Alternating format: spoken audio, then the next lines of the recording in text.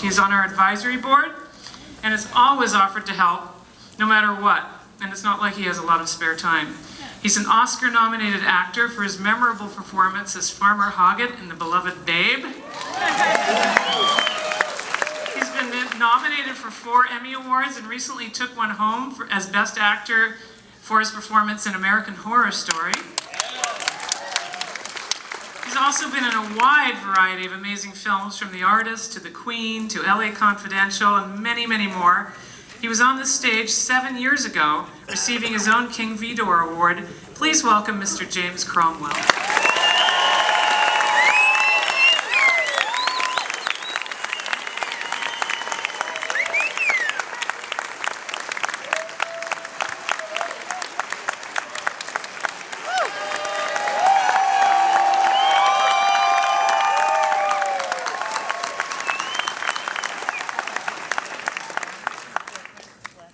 Good evening.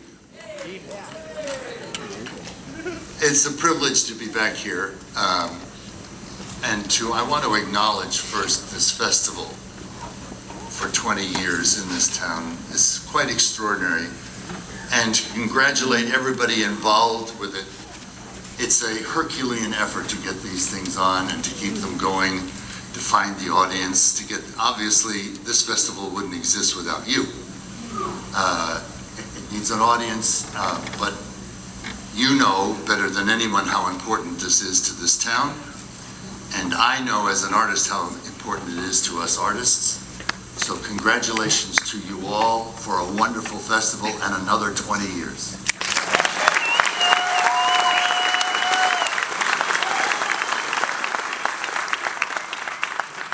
It's also an honor at this time to be giving an award which someone was presented to me several years ago, to someone as extraordinary as Jeff Bridges is. We have a long history. He actually started in the film industry in a film that was directed by my father. He didn't have to audition, he was only 4 months old. But it was a start, and I actually met him, I think he was probably 5. We hung out on the beach together. He was the dude even then. He was only 5, but he was still the dude.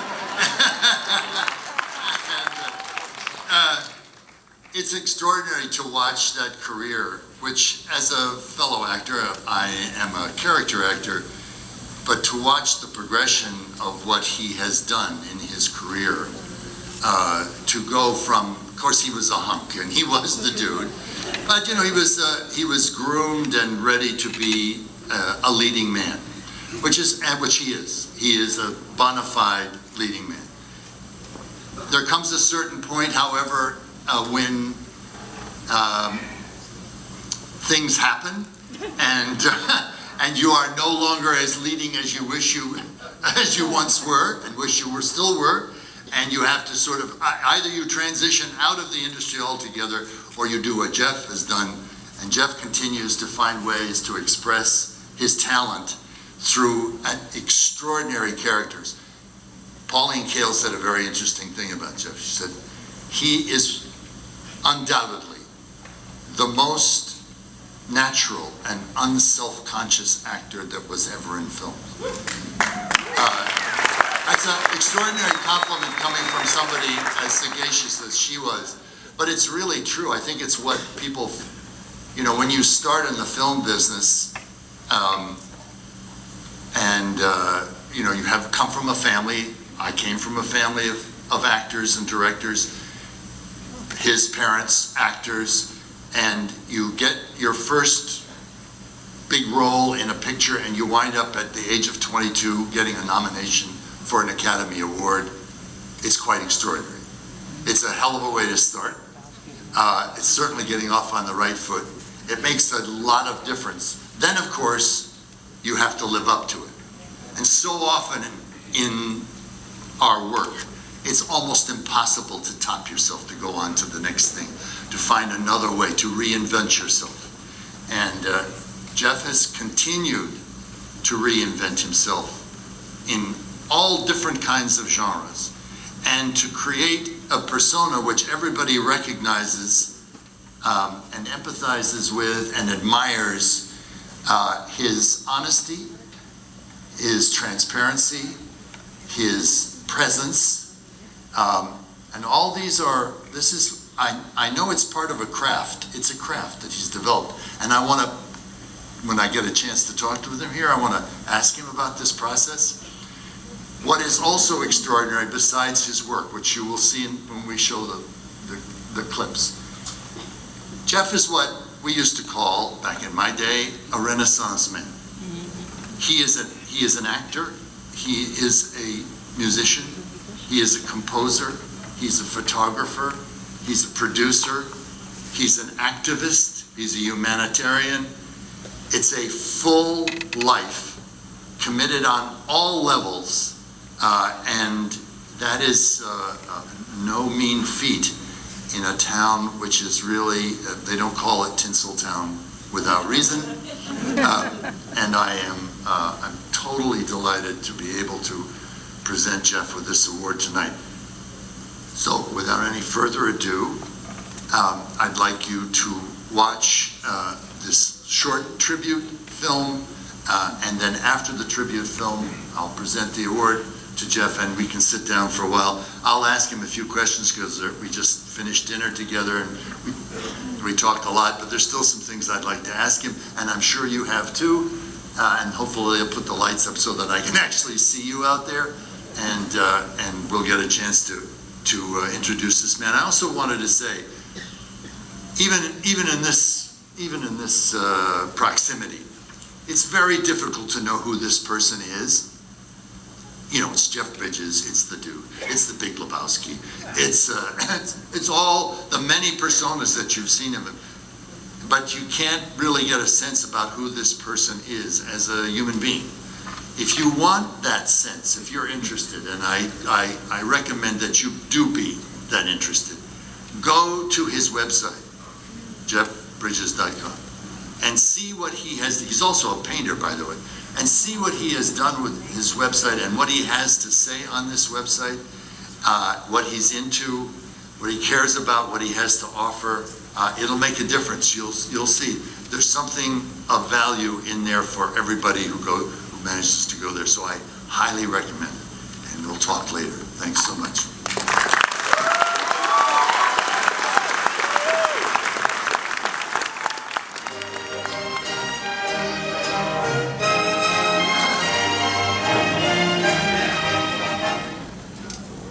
It's my very great privilege to present the King Vidor Award to Jeff Bridges.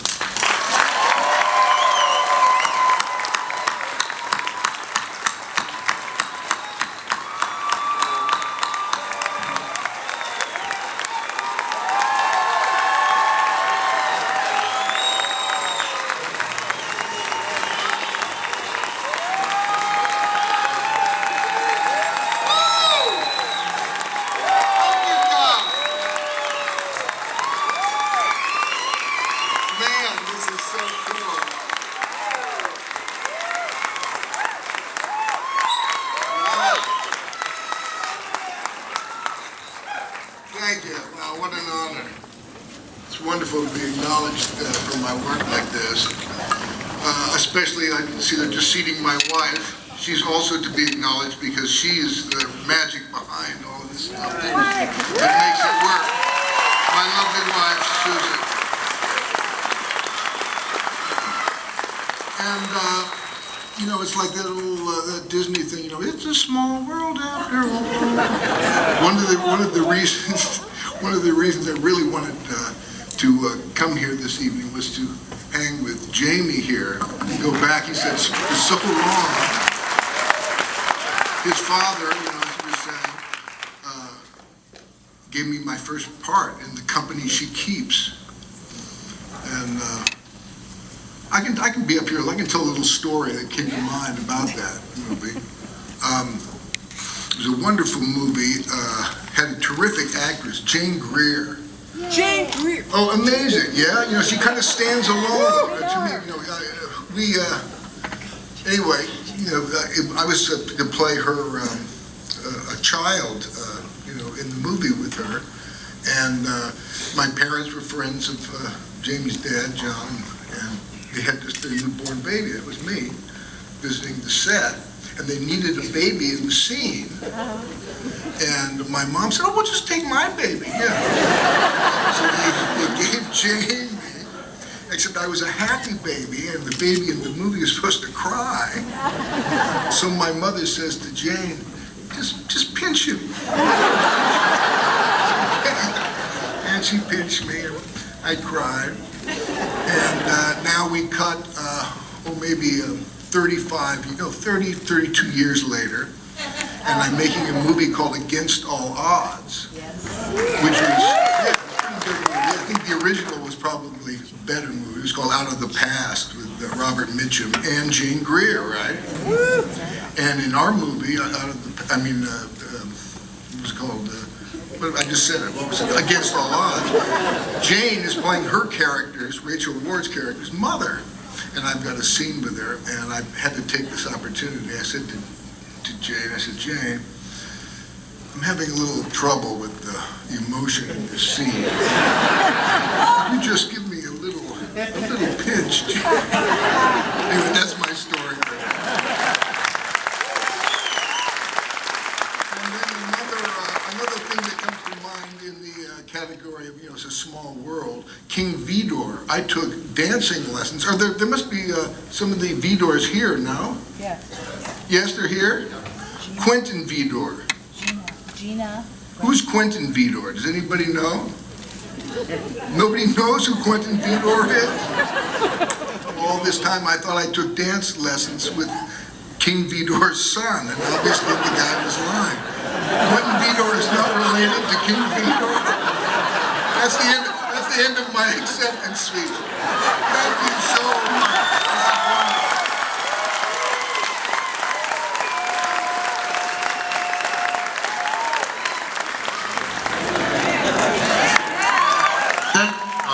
There we are. Very handy. Having a stage background, I rather like it when you can project, but I know that's not done in this. I wanted to ask, because Jeff is one of the youngest people ever to be nominated for an Academy Award. When he was 22, as I said, for the last picture show, and then won the Academy Award at 60. Were you 60? What were you? Somewhere in there. And then he had, I think, 6 nominations. You had 6 nominations in between. So, from my little experience, getting nominated made all the difference in the world. And I want to know if anything's changed for you since you got the Academy Award. In any way, how's it? Is there a difference after having because all those nominations, all those Academy Award ceremonies, all the opportunity it affords you? What changed? I'm still working on that. I think what it feels like is I didn't put too much. I was never going after any kind of awards or anything when I worked, but I've noticed, having won that award, it's a bit like, winning a race or something and going through it. And I don't know, I'm still kind of figuring it out. I'm stumbling here, but it's okay. Let me stumble for a little bit. I guess, there's always the thing as an actor, it was always like challenging yourself, and that was always kind of a double-edged sword in one sense. Challenging, like watching some of these movies. I sat back there because I wanted to see what this was. It's like home movies, right? A lot of it when you're watching movies. And I wanted to see Hunt, man, not Quest. See Hunt. But I wanted to, just kind of go through like, I have home, I have a home movie aspect of it. And as an actor, there's challenges. Like this. Crazy Heart was such a big challenge for me that because here I've always dreamed of doing a movie about something I love so much, the music, and here I not only get to do a great thing with the doing my music, but I get to work with my dear friend T-Bone, who's going to write this thing, and this wonderful young director. Yeah, absolutely, T-Bone. And also the guy who the movie was dedicated to, a wonderful dear friend of both of ours, Stephen Bruton, who died before the film came out, but he was so instrumental in making a great movie. But when you have those high dreams, what if I fail? The image of the wide receiver going out for that long ball, and you say, please, let's catch this ball. It's perfectly passed to me, And so there's like this, and so there's a great pop, when you catch that ball, and then you get stroked, you get the acknowledgement for it. It's a wonderful feeling. But along with that feeling is, as an actor, I don't know, you might have this feeling of, okay, I did the singing challenge. Okay, now what's the next challenge? I got to do something different. I want to do something different, stretch myself. And I don't know about you, man, but there's this thing about this acting. I always usually feel right after a movie, I don't ever want to act ever again. It uses a certain muscle that, pretend muscle or some kind of emotional, and this is exhausting. And this idea that the next day you got to laugh more real, you got to cry more real. Everything's got to be one of these challenges, and I got to play a gay guy, because I've never done. Now I got to play an old guy, or And finally, after this award, I don't have to play anything. And now I just and almost like I played here in this very room about a couple of weeks ago. Yeah. So now I'm thinking about making this weird thing is kind of coming to me. I don't know if this is, don't print, you can print it, I guess. I don't know if it's true or not. But I'm thinking I'm more of a professional musician, and now I'm doing the acting thing as kind of a hobby. I don't know. I mean, I've done movies since, the award and stuff, but it's just, there is a shift. I'm still trying to figure it out. I haven't quite figured it out. Sorry, long answer. It was very sweet what you said, though, that it really was a win for Team Bridges. The sense of completing it for your father's, your father's dreams and his efforts and what he went through. Yes, it's quite amazing. Yeah. I really had a feeling. I remember my dad, when he was close to the end of his journey here on the planet, and talking to him, we had a great relationship. We always expressed our love quite freely, and I said, this is like, I said, I really get a sense, Dad, of being in a relay race, and you're passing that baton, and I'm just carrying on his work, not only with the acting thing, but just what he the way he would want to have done it. I'm kind of on that same path, and I feel like I'm an extension of both my parents, my mom especially too. Is it true that you sort of patterned that character in Crazy Heart on Chris Christopherson?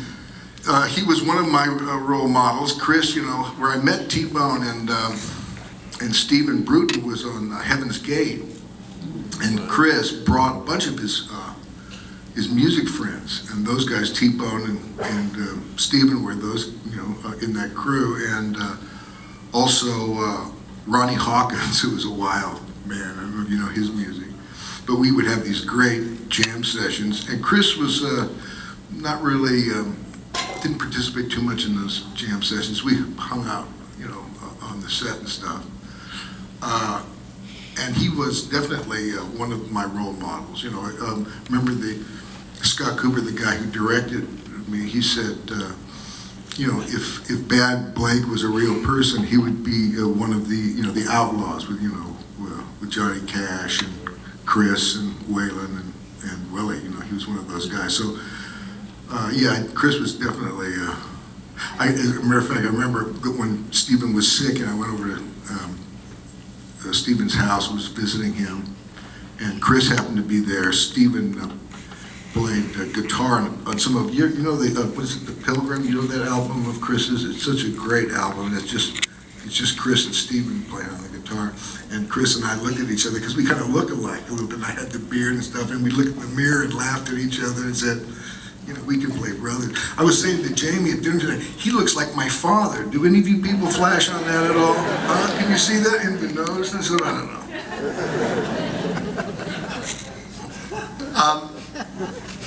You went to HB Studios, so did I. Yeah, oh yeah. Yeah, right. Yeah, Alice Spivak. Who did you? Alice Spivak. Alice, with Yeah. Alice, yeah. I was with Herbert, and then Herbert and Uda and Sandy Dennis. We did a play together, and I've been to her a couple of times. Do you have a process when you work? Do you have a, it's not, I don't mean a technique, but your approach. What is your approach? Because now the roles are really large. I mean, they're big, not in terms of length, but they're in what you have to put out, what you, Rooster Cogburn. These are huge characters. Yeah. And it's very easy to get, you're always very vulnerable on screen because you never know where to pitch that performance, that you don't go over the top and make it into a total caricature which has no humanity at all and is lost. So, do you have an approach, and did you learn that originally from Alice and other things that you did, or have you developed it over time? It's all out of my dad, basically. And I didn't learn too much. I can't remember what I learned at HB Studio. I was only there my dad was doing a play there, and I just went there for a couple of sessions, so I didn't learn too much there.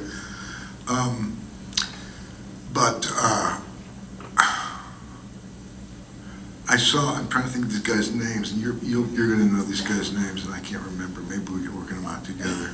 My dad, taught me all the basics. I remember as a kid when we were doing the seat, this little roll that you saw here. He'd sit me on his bed, and so you got to learn your lines, and do all that. And he says, "Now go on, say, tell me the thing. Say it, and do it like it's happening for the first time." That was one of his big things. And then when he would say his line, he says, "Now don't just wait for me to stop, and then say your line. Let what I'm saying have something to do with how you're saying it, and reacting, and then you'll go out of the room, come back and do it different now. You're just gonna mess around with it like that." And later, and he would, this is just a small example, but he would, his approach was very loving, a very loving approach, kind. And then only maybe about 5 or 6 years ago, I saw a documentary, and my dad was in it, and it was all about, I forget the famous, Russian, Boleslavsky. And I said, "Oh, there's my thing," and in the actor's lab and all that stuff that my dad, was involved in, where he was coming from. And then I guess I started to develop my own method, which basically starts, with myself. I think, look at a character and I see what are aspects of that character that I can relate to, that kind of like, oh yeah, I'm kind of like that. And I might magnify those or, diminish them according to the character. And what aspects of myself that don't really have to do with the character, I'll kick those aside. It's kind of the beginning. And of course, the play is the thing. So you look at the play, you look at the script and you find out what other characters are saying about you, and you start to think about it that way. And then when I'm working on something, I notice that I'm kind of like a sponge, and I'll just be looking around at people that I see, and I'll say, "Oh, look how that guy is, got his, he's holding her hand like that. That might be something that my guy might do." I just kind of open like that. And then I count so much on the director. I really believe in empowering the director to have power over me. And if I'm lucky, I've made it's very hard for me to engage in a project, but when I engage, I'm very rarely does this not work out. I've given total trust to the director, and I let him work with me, so I'm not, I pray, I open myself to the big thing, and I'll be in a scene often, and I'll say, "Where are you, man?" And I'll hear, I can do it pretty good. Impersonation might be a little lit.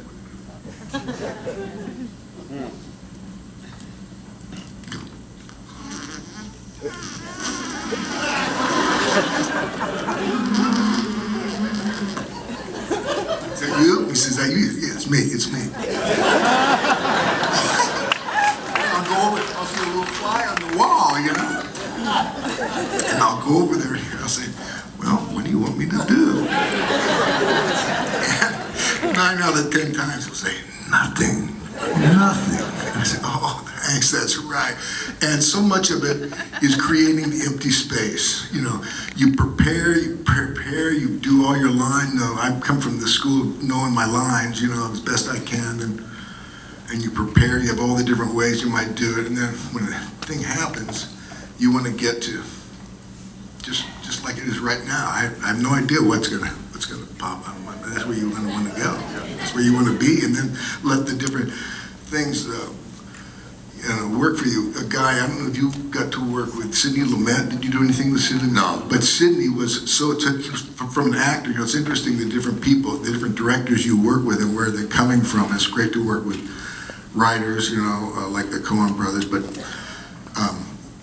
directors who are actors are fascinating. And Sidney was, you know, an actor and really knew the value of rehearsal. A lot of directors don't like to rehearse, man. They don't understand. They think that you're gonna leave it all in the, you know, director rehearsal room, and you're not. But they don't understand, you know, that it's all. That's what acting's all about. Is that how do you make it fresh? How do you make it seem like it's happening for the time? And with Sidney, we would go over it. We did a movie called The Morning After with Jane Fonda. I think she was nominated for an Academy Award. Yeah. And Jane was, you know, playing an alcoholic. It was a very stressful movie for her. And Sidney would tape all the sets out on a gym floor like a play. We would run through the whole play twice every day from beginning to end. And Sidney's main direction, he says, I don't want you to indicate how you're going to do this. I want full blown. Just do it, you know. And if you need the book, you know, take it, but try to get off the book. And just, you know, do it strong, because that's how you peel the onion. That's how you get down each time.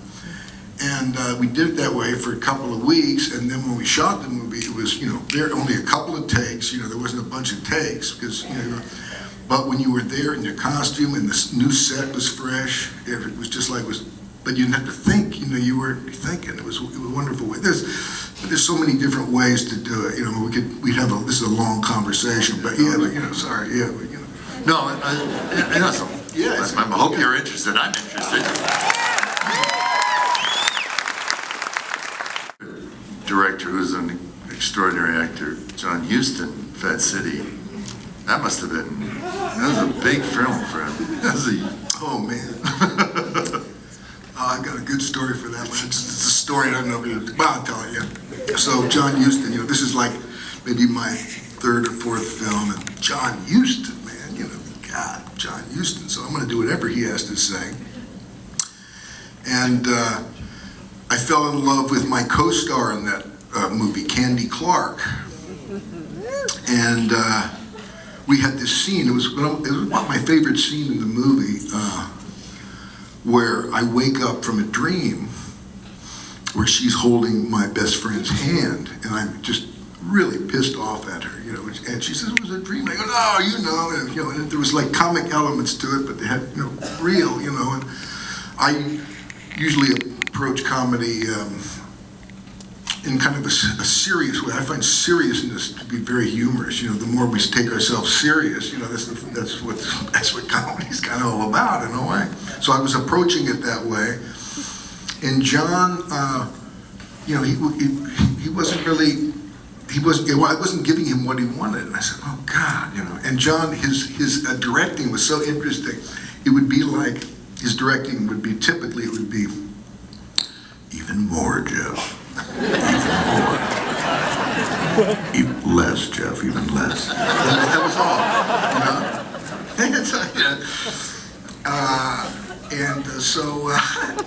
So we did this scene, and it was terrible. And Ray Stark was the producer of it. And after we saw the dailies, you know, Ray came to me and said, well, what did you think of the scene? I said, oh man, I really didn't like it, you know. And he says, well, don't worry. After the movie is over, we're going to give you and Candy acting lessons. after I got nominated for the award and stuff. You know, so my confidence factor went boom, like it.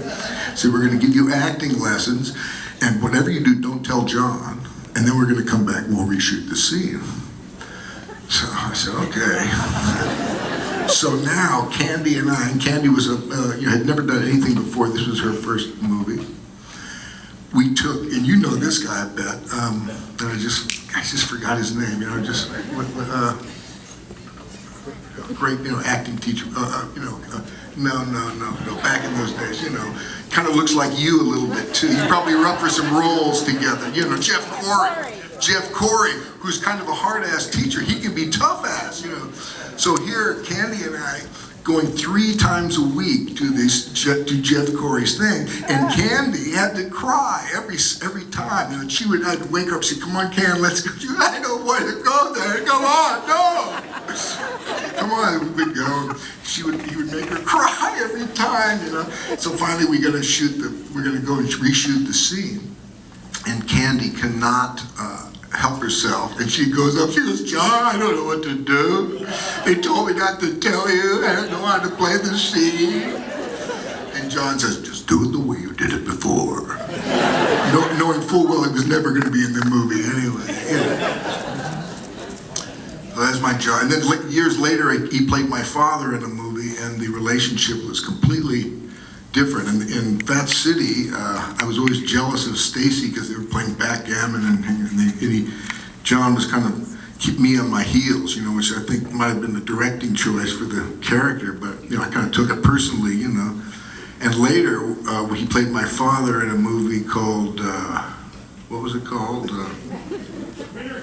Winter Kills. Thank you, man. Wonderful, amazing cast. And John played my father, and he was just the opposite. He was so gracious, and you know, "Oh, Jeff," and he gave everybody almost like a lesson on how you should behave to a director. It was Bill Richard. It was his first movie, and he would say, "What shall I do, Joe? You know, Bill, anything." You know, he was, you know, he was a wonderful guy. I feel really, you know, blessed to have been in contact with him. He's great.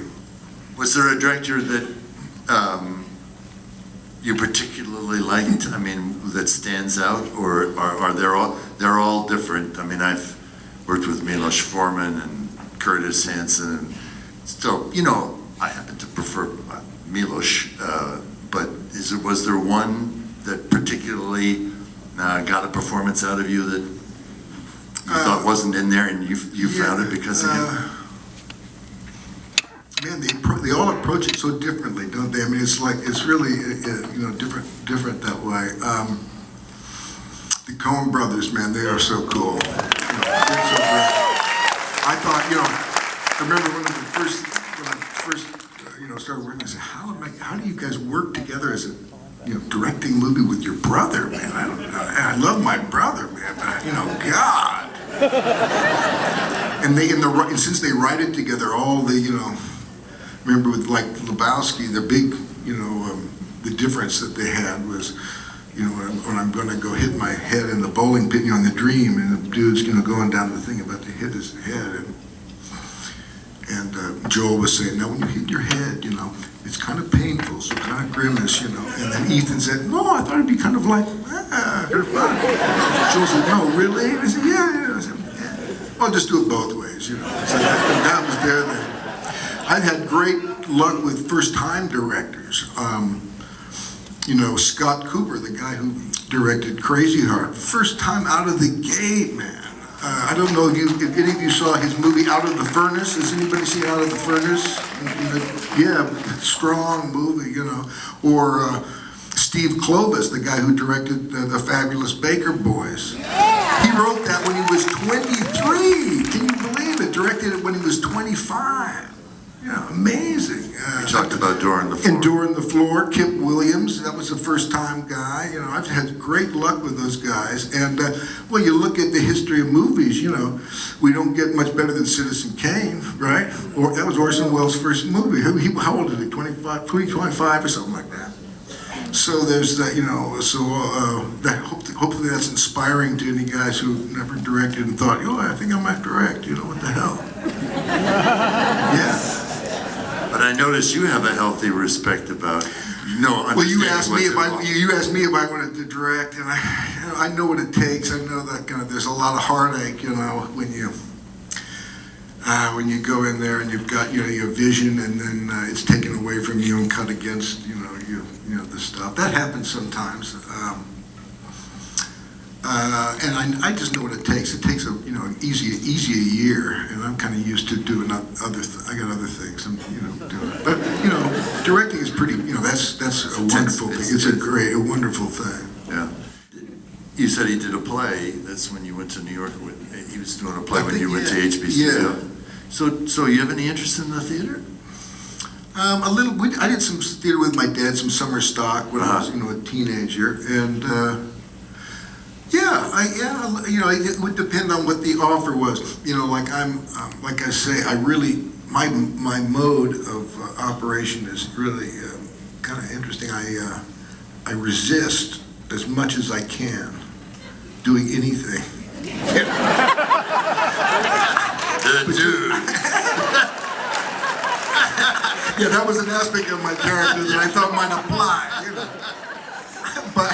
But like making choices for movies, I really try hard not to engage because I know what that means. That means I won't be able to do a bunch of other things that could come out. I don't know what those things are. It means I'm going to be away from my family, for a long time. So I really, I try not to engage. So, with a stage play, I know what it would entail. Now they also have kind of shorter runs now, so that would be kind of interesting.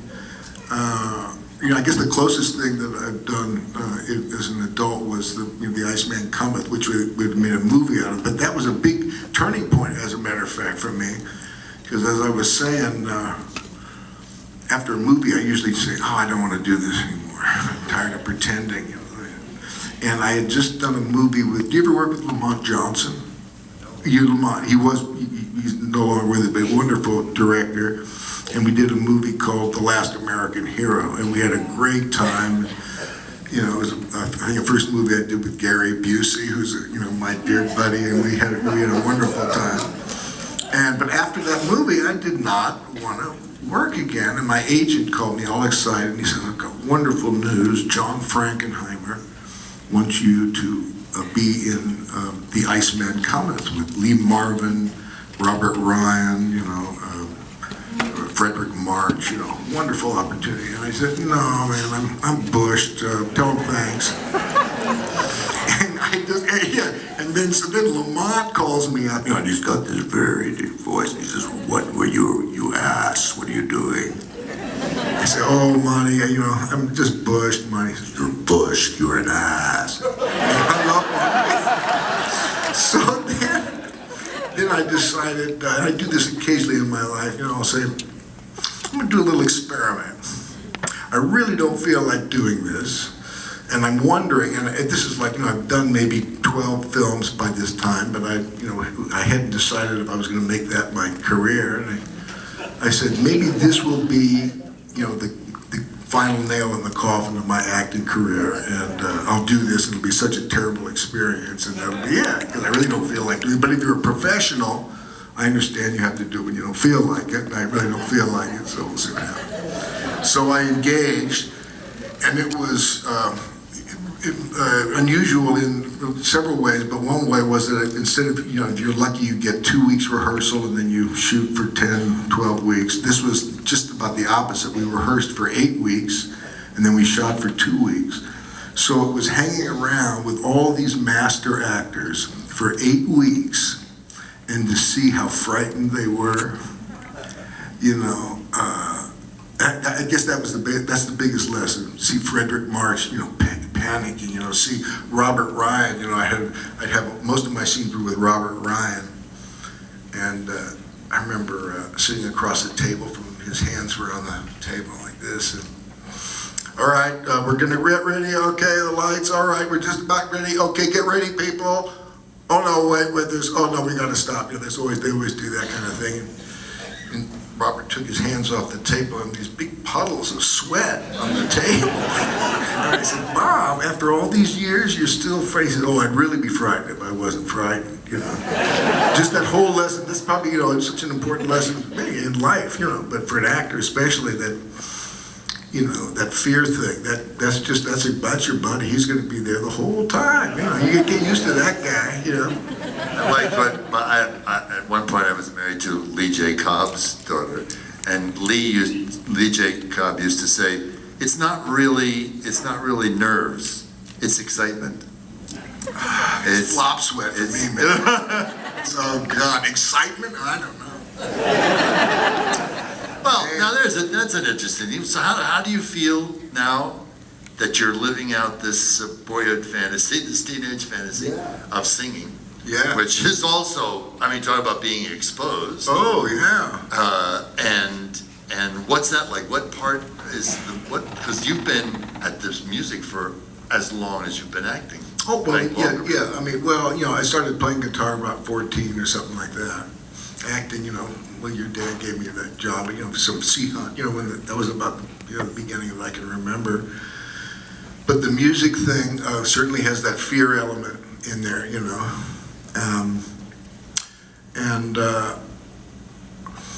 I guess there's that, you know, there's that joy.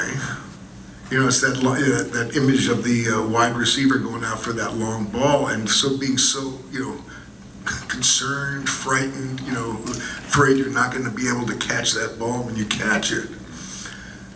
The joy, you know, is so tremendous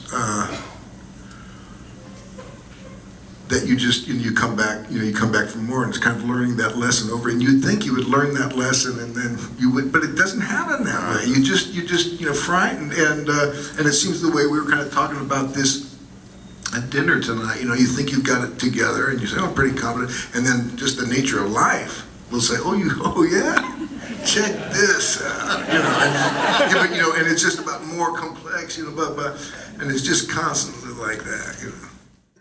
Watching these reels, and whenever I watch a movie that I'm in, it's like watching a whole movie. It's very hard for me to concentrate on the story because I remember, you know, the different takes, what I had for lunch, and all that. And I'll often, when one of my movies comes on the tube, I'll, you know, watch just a little bit, and you know, I'm one of the clicker guys, and I'll, you know, spin it. But if Lebowski comes on, it's like The Godfather or something. I get hooked, you know? And I'll say, I'll say, well, I'll just wait for one of my favorite parts. And you mentioned a favorite memory, and I remember when John Turturro came in for just like a day's work. And I said, and he was so great, and I remember how much we laughed and had a good time with that thing. And I'll be watching the TV, and I'll say, I'm just going to watch it till Turturro licks the ball. And then I get sucked in. That movie's just like candy, man. Each scene, it's so, you know, it's like so many creative, artistic things. It looks like it's not. It's like it's nothing. You know, it's like falling off a log. But it's so well directed and written. You know, gosh, and how it's affected my life. I mean, God, who would have thought that it would have been, you know, with us all these years in this kind of cult deal. You know. They're going to have I think the 20th anniversary, they have these Lebowski fests, you know, where everybody dresses up. You're going. I'm going this year in LA. We're going to play. They invited. And that was my Beal moment. We played the fest there quite a few years ago, and, you know, I played to a sea of dudes, you know. It's